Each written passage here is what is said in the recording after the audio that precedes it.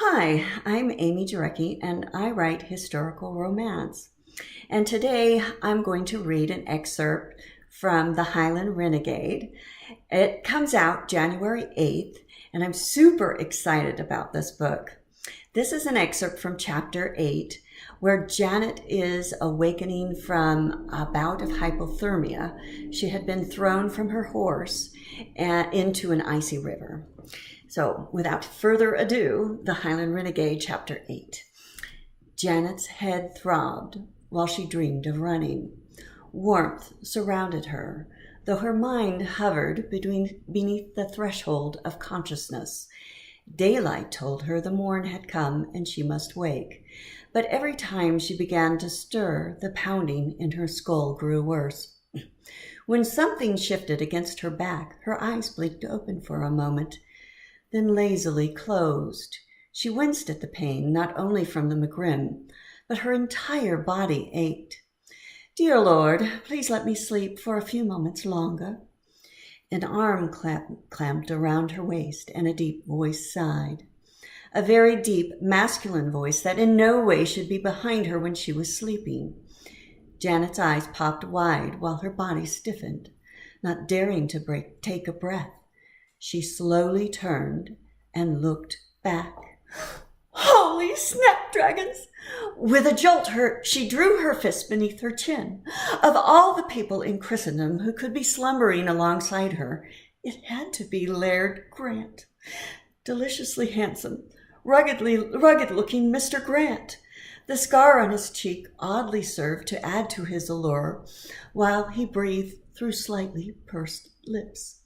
Soft, gentle, masculine lips. Were they as kissable as they looked? Her tongue tapped the top of her mouth, considering how wickedly delicious he might taste. No, this is an abominable state of affairs. She inched up the stiff blanket and peered out.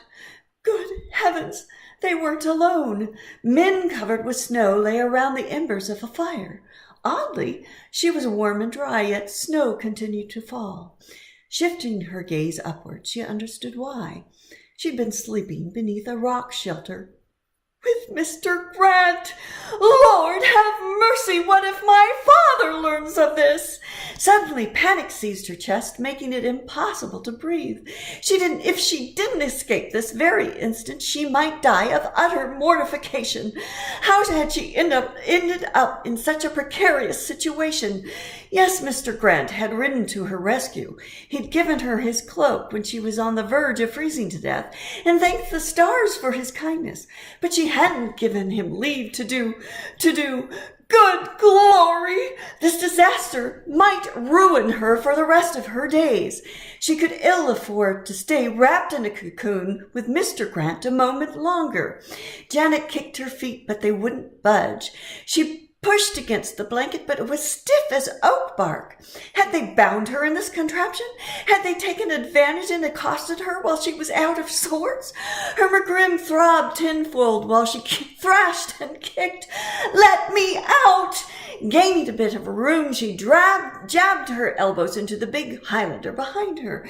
In her panic, Janet's chest tightened, making it harder and harder to breathe. God's blood, woman! Mr. Grant bellowed. In a heartbeat, the blanket released. With a deep inhale, she sucked in a gulp of precious air. Sitting up, he threw the blanket aside and sprang to his feet. Have you caught fire? He demanded, grabbing her shoulders and looking her from head to toe, his eyes wild and filled with alarm. Janet gave him a hearty push and scooted away. No, you brute!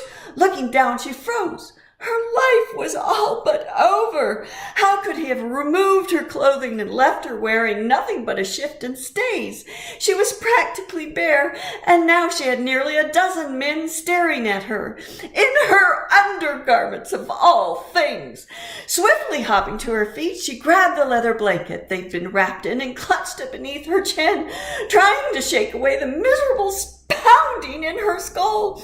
I demand you tell me why I am in such a compromising state of undress. His lairdship spread his palms to his side as if pleading innocence. I beg your...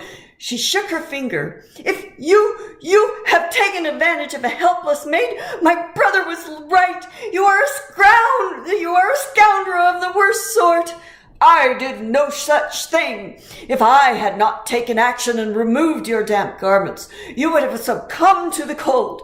She spotted her cloak and gown draped across a big rock under the rock shelf. Careful to ensure the blanket covered as much as possible, she scooted toward them. "Beg your pardon, Miss Janet," said Jimmy, shaking the snow off as he stepped toward them. "But Robert speaks true. If you were half dead when we arrived last eve, and he bellowed at us all, telling us to mind our own affairs and leave ye be." The lad's words only served to make her shudder. She snatched her cloak and threw it over her shoulders.